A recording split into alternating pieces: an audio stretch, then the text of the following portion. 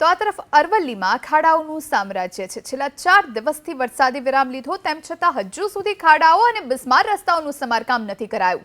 આ દ્રશ્યો છે મોડાસા શહેરથી શામળાજીને જોડતા સ્ટેટ હાઈવેના, જે 35 કિલોમીટરનો હાઈવે બિસ્માર બન્યો। મરડિયા, ઇસરોલ, જીવનપુર, ખોડંબ સહિતના જે ગ્રામ્ય વિસ્તારો છે તેની પાસેથી આ ખાડાઓના કારણે બિસ્માર હાલતમાં આ હાઈવે છે।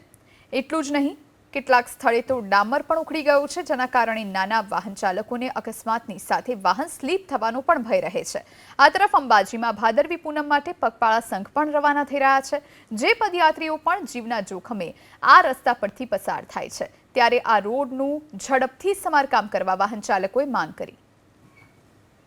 એબીપી અસ્મિતા ટીમ દ્વારા આજે રસ્તાને લઈને રિયાલિટી ચેક હાથ ધરવામાં આવ્યું છે। હાલ આપણે મોડાસા શામળાજી હાઈવે પર છીએ, જ્યાં વરસાદે વિરામ લીધા આજે 4 દિવસ થયા છે, પણ હાલ જે રસ્તો છે તે બિસ્માર બન્યો છે। વારંવાર વાત કરવા છતાં તંત્ર કોઈ સાંભળવા તૈયાર નથી। આજે મોડાસા શામળાજી જે સ્ટેટ હાઈવે છે, સ્ટેટ હાઈવે પર વરસાદ પડે તરત જ મસ્ત મોટા ખાડા પડી જતા હોય છે। હાલ આપ દ્રશ્યમાં જોઈ શકો છો કે છેક દૂર દૂર સુધી રસ્તો જે ડામરનો છે તે ધોવાઈ ગયો છે, ખાડા ટેકરા થઈ ગયા છે। અહીંથી હવે અંબાજી પદયાત્રીઓ શરૂ થયા છે।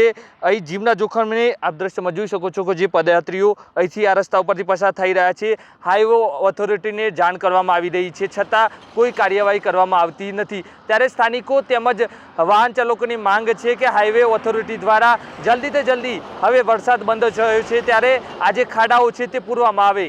દેવાંગ ચૌધરી, એબીપી અસ્મિતા, અરવલ્લી। મોડાસા શામળાજી હાઈવે પર વરસાદના લીધે રસ્તો તૂટી ગયો છે, મોટા મોટા ખાડા પડી ગયા છે। આ વાહક આવવા જવાની બહુ તકલીફો પડે છે, જ્યારે બાઇક સવાર રિક્ષામાં તો બહુ જ મોટી મુશ્કેલી પડે છે, એટલા મોટા ખાડા છે। અને જ્યારે અંબાજીનો મેળો ચાલુ થયો, પદયાત્રીઓની સંખ્યા ફૂલ પ્રમાણમાં વધી ગઈ છે। જો ખાડાના લીધે કંઈ મોટો અકસ્માત ના સર્જાય એવી વિનંતી, અને ખાડા જલ્દી પૂરવામાં આવે, રસ્તો સારો થાય એવું અમે આશા રાખીએ।